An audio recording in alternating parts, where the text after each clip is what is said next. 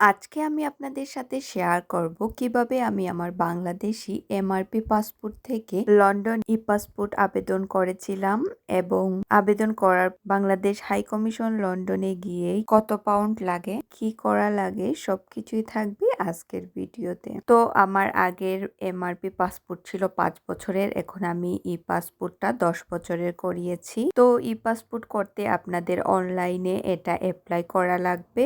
একটা application form আছে, ওইটা পূরণ করে আর একটা অ্যাপয়েন্টমেন্ট বুক করতে হবে। অ্যাপয়েন্টমেন্ট বুক করার পর যে ডেটে অ্যাপয়েন্টমেন্ট পাবেন সেই ডেট এবং টাইমেই আপনাকে বাংলাদেশ হাই কমিশন লন্ডনে যেতে হবে। আমি আপনাদের ডিরেকশনও বলে দিচ্ছি। আমি ফরেস্ট গেট থেকে গিয়েছিলাম, তো আমি প্রথমে ফরেস্ট গেট স্টেশন থেকে হোয়াইট চ্যাপেলে গিয়েছি। তো হোয়াইট চ্যাপেলে যাওয়ার পর এখানে আমি ডিস্ট্রিক্ট লাইনে হ্যামারস্মিথ ওয়েটা ফলো করে আপনারা এইখানে দেখতে পাচ্ছেন ম্যাপে আমি দেখিয়ে দিয়েছি আমাদের গ্লোস্টার রোডে যেতে হবে।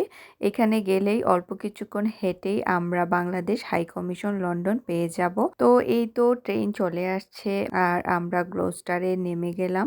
নেমে এই যে ওয়ে আউট হয়ে অল্প একটু জায়গা 10 থেকে 15 মিনিট হাঁটা লাগে। আমি হাঁটার রাস্তাটাও আপনাদের দেখিয়ে দিচ্ছি। এভাবে বের হয়ে এই যে হাতের ডান দিকে কেএফসি আছে, এই সোজা আপনারা হাঁটতে থাকবেন। সোজা হাঁটলে আপনারা এখানে ট্রাফিক লাইট পাবেন অপোজিট সাইডে যাওয়ার জন্য। তো এই ট্রাফিক লাইট থেকে এখানে এসে বেশিরভাগ মানুষ বুঝতে পারে না যে কোন দিকে যাবে। তো এই ট্রাফিক লাইনে আসার পর আমি আঙ্গুল দিয়ে আপনাদের দেখিয়ে দিতেছি। এই যে সোজা রাস্তাটা আছে ওই রাস্তায় আপনাকে ট্রাফিক লাইট পার হয়ে যেতে হবে। এই সোজা রাস্তাটা যাওয়ার পর যেতে যেতে আপনারা যখন এই জেব্রা ক্রসিংটা পাবেন, জেব্রা ক্রসিংটা ক্রস করার পরই আপনারা দেখতে পাচ্ছেন যে রোডটা গিয়েছে। এই রোডের নাম এখানে লেখা আছে গ্লোস্টার রোড। এই রোডের দিকে আপনারা সোজা গেলেই হাতের ডানে পেয়ে যাবেন বাংলাদেশ হাই কমিশন। তো এই তো আমরা চলে আসছি হাই কমিশনে। তারপর এইভাবে একটু সোজা গিয়ে প্রথমে আপনাকে একটা টোকেন কালেক্ট করতে হবে। এই যে এখানে লেখা আছে কুইন্স গেট, এইখানে গিয়ে আপনাকে প্রথম টোকেন কালেক্ট করতে হবে। টোকেনে আপনার সিরিয়াল নাম্বার লেখা থাকবে। তো সিরিয়াল নাম্বার আমরা কালেক্ট করে নিয়েছি।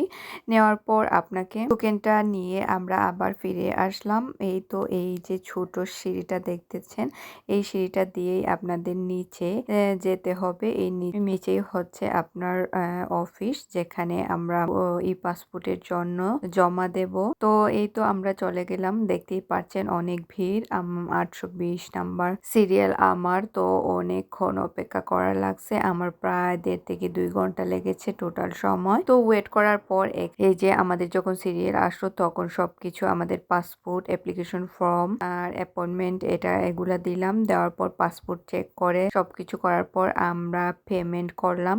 এটা অফলাইন পেমেন্ট, তো ওইখানে গিয়ে পেমেন্ট করতে হয়। 175 ইউএসডি ডলার ছিল। তো আমরা যখন পে করি তখন 167 পাউন্ড পে করেছি। তো পে করার পর এখানে আপনার বায়োমেট্রিক আর ছবি তোলা হবে। সবকিছু শেষ হওয়ার পর আপনাকে একটা স্লিপ দেওয়া হবে এবং এই স্লিপটা নিয়েই আপনার পরবর্তীতে পাসপোর্টটা কালেকশন করার জন্য যেতে হবে।